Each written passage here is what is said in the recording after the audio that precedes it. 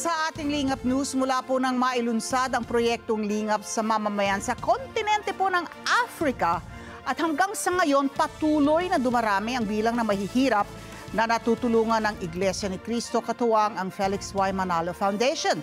At sa buwang ito po ng Hunyo, muling sinagawa po ang sunod-sunod na paglingap sa iba't ibang bansa sa Africa. Narito po ang report ni Laila Tumana.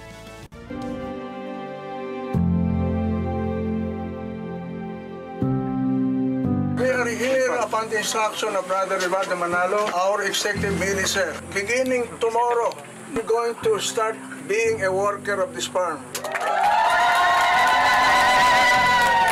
Oktubre 2019 nang atasan ng Executive Minister ng Iglesia ni Cristo ang kapatid na Eduardo V. Manalo na magtungo sa bansang Malawi ang nooy General Auditor ng Iglesia na si kapatid na Glicerio Santos Jr.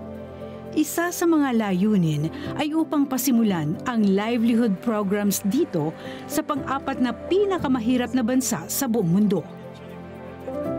Bago pa ang pagtitipong ito, magkakasunod na malalaking paglingap ang inilunsad sa iba't ibang dako sa bansang Malawi.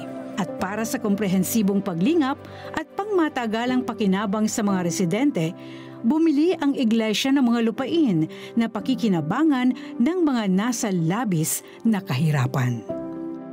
Noon pong 2019 ay isinugo po ng kapatid na Eduardo Manalo ang kapatid na Jun Santos para po makabili po ng lupa dito po sa Malawi. Sapagkat ang Malawi po ay isa po sa pinakamahihirap na bansa dito po sa Africa. Bagamat ang Iglesia ni Cristo po ay tumutulong sa abot po ng ating makakaya sa pamamagitan ng lingap sa mamamayan, hindi po nagkasya ang pamamahala doon, kundi nagbigay po sila ng ganitong proyekto na makatutulong pangmatagalan po. Bukod sa hanap buhay, ay nagkaloob din ng supply ng malinis na tubig. Naunang ipinagkaloob ang nasa Caputo Farm.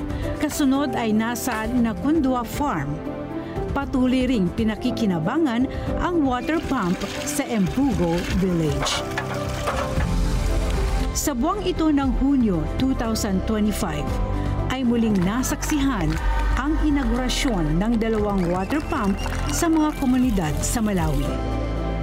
Unang isinagawa ang handover ceremony sa Chapongo Village. Kinabukasan ay isa pang proyekto ang binuksan, ang nasa Chisimbuere Village. Sa kasalukuyan ay nagpapatuloy rito sa Malawi ang mga livelihood projects gaya ng eco-farming project at livestock project. Masasaksihan din ang ganitong mga pagtulong sa iba't ibang dako sa bansang South Africa. Sa loob lamang ng maikling panahon, ang mga tagumpay na ito ay nakatawag ng pansin sa malaking bilang ng mga residente sa bansang ito. Wa de Iglesia ni Cristo, Church of Christ, pamuzli Felix Manalo Foundation. Ayon sa mga nakinabang sa mga livelihood projects, hindi lamang ito nagdulot sa kanila ng malaking kagalakan, kundi pati na rin ng panibagong pag-asa. At sa pagdaan ng panahon ay maiaahon sila mula sa matinding kahirapan at mabibigyan ng magandang kinabukasan ang kanilang mga anak. Arumatatu kumapeza chakudya yathu mnobino ugulaso zovalana ndiye akazi olosene ndemo. Okay.